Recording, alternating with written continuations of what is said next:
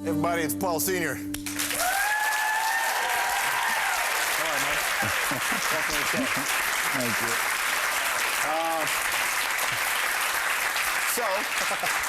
Thank you. Those are older shows, you know. Yeah. But kind of scary, huh? It's interesting when you kind of watch it all back. I just know that you had no idea that this was going to happen when you guys started filming season 1, right?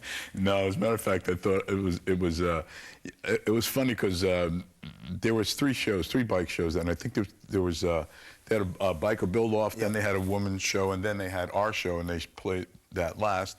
And the first show was like very professional. You know, it was a builder against a builder, and it was. Yeah. It really wasn't that much drama. Then there was bike guys watch that show. Yeah, you know, it was a real happen. bike thing, and then all of a sudden they showed this dysfunctional family, and it was like, holy mackerel! It's like something you never seen on TV before. Yeah. So the next day, me and my son were downstairs in the shop, and we were both like so depressed, you know. So we went outside and we're sitting in the back, and we said, because we just got the business going, and we were doing pretty good, so we just said, we're shot, we're done, you know. Mm-hmm. So. I had a steel business for 28 years, and I had the secretary in the other building, and she called and she said, you guys are getting a lot of email. And it was like, I said, well, what is email, you know? And I never got an email, you know? So I said, well, what are you talking about? How many emails? She said, thousands. I said, what the hell, you know? So then we started reading the emails, and people were like, they were really into the show, you know. Yeah. So it took off like it took off like that. It was just phenomenal. So I wondered from your perspective though, because I watched the show a lot, and I know that not all those fights looked real, right? And I know they are real. They're real. They're real. And I know that I don't know if your sons would have got the same sense, because when sons and daughters fight with their parents, they forget that their parents have lives.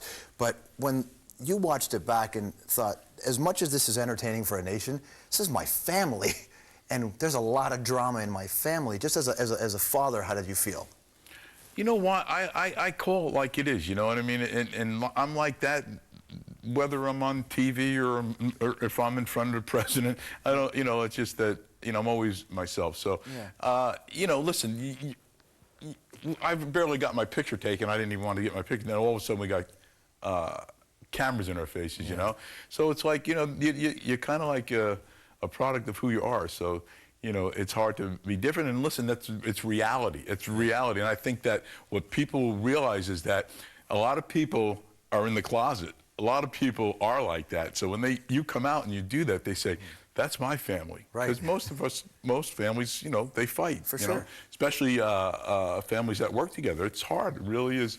Hard, you know. And you got the 6th season of this show. As you get to that place of the program, how has you as a bike builder changed, and how has you as a man changed because you've been on TV for this long? You know what? I started out of a pickup truck, you know what I mean, and very humble, not a good family background. So I started at the bottom and just worked myself up, from there to where I am now. So, I know what it's about. So it's, as far as myself, I don't feel that I changed a bit. Is life different? Yeah, it's real different now. But, the bottom line is that I love what I do. Mm-hmm. So it's not a job for me.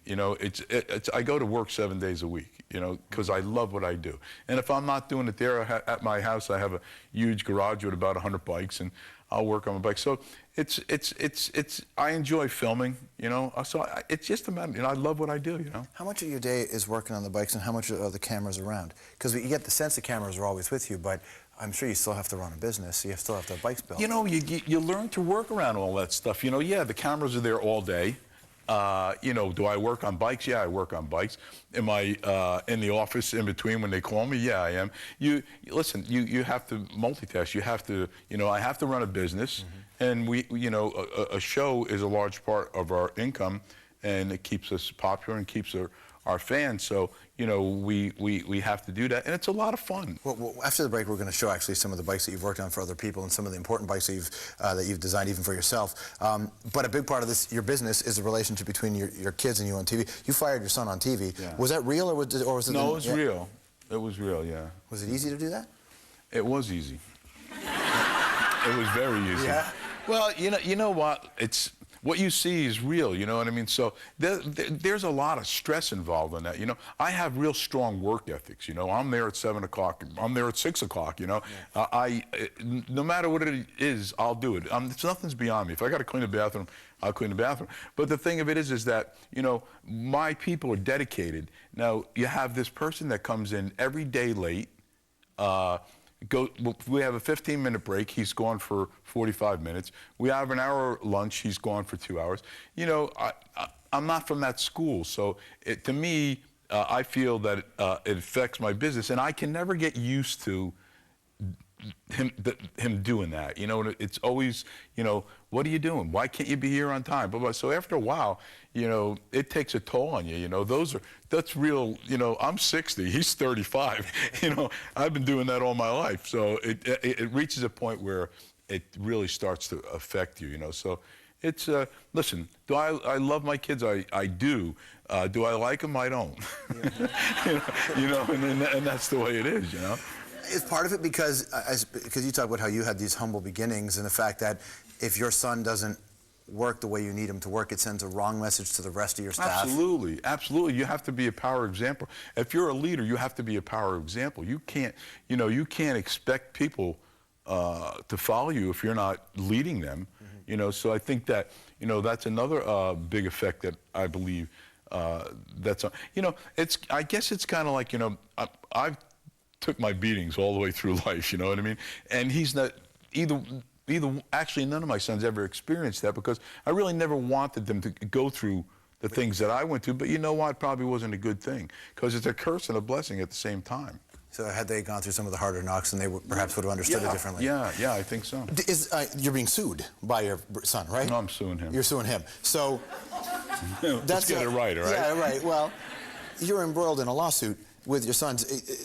Do you expect a reconciliation? Is this a cool, let's just have this moment until cooler heads prevail? You know what? It's life. You know, there's certain things, and I think part of the problem is because I never followed through with anything. I'd always be the guy to give in, you know, and there's never a lesson to be learned there. And I think that, you know, you do that, for me, it was over 20 years of doing it. He worked for me for 20 years, and it was always the same, you know. So I think you come to a point where you say, you know what? At some point, he has to be responsible for himself and feel, you know, what it is for the consequences, because that'll never happen. So this time I took a stand and I said, you know what? I'm not doing it no more. I'm not, you know, there's two sides to every story, and believe me, I'm not the easiest guy to get along with. But, you know, there's certain values that I withhold and standards and, you know, ethics, and, you know, I just get sick and tired of being sick and tired, you know? You know, a lot of people have seen the bikes that these guys have made on America. And a lot of these bikes are really unique bikes. And what's interesting about your show is you'll pick a celebrity or a cause or something, and you'll go work with them and design a bike specific to them. So when we come back, we'll show you some of the unique bikes that he's made for some really interesting people. These guys, your sons are out of money now, now that they don't get paid to do this TV show.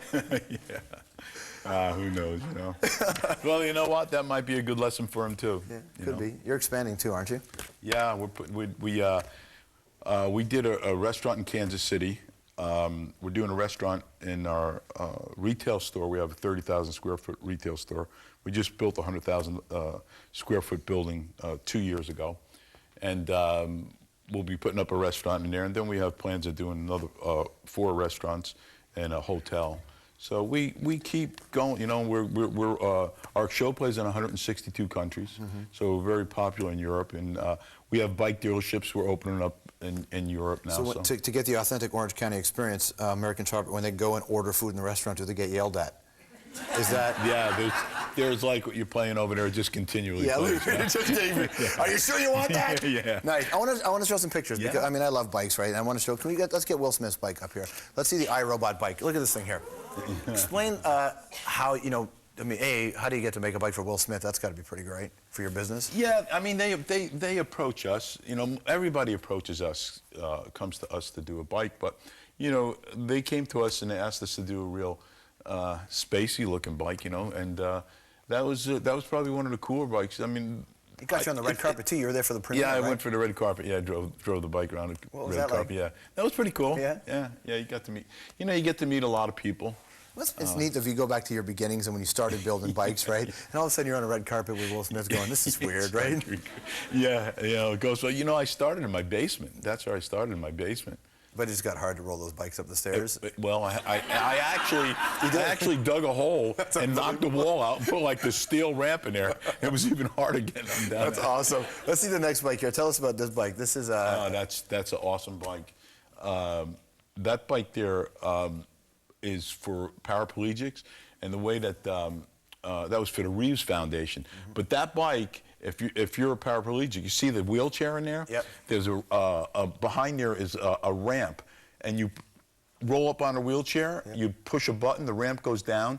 You pull yourself up in the wheelchair wheelchair locks right in place. You push another button, the ramp comes back up. You push another button, it starts, and you go on. So you're independent. You don't need nobody to help you get on a bike. And if you're an enthusiast, you know you are. Yeah. How would you love to get back on a bike? Oh my again? God, it would mean everything, Yeah. right? Oh, that's great. Let's use this bike. I love this bike because it says Caddyshack on it. But this bike is. You made this bike for Bill Murray. I'm telling you, we've met everybody in the world, and he's the. That was the most fun that we've ever had. Really? He is totally nuts. He's just like he is. Is he really? Yeah, he's a great guy. That was a lot of fun. That's a great looking bike. All right, so if you want to see the American Chopper, it's on TLC. You can see it Thursday nights at 9 o'clock. It's good to see you, Paul. Thank you. Thanks for coming in, buddy. Paul, thanks for having me.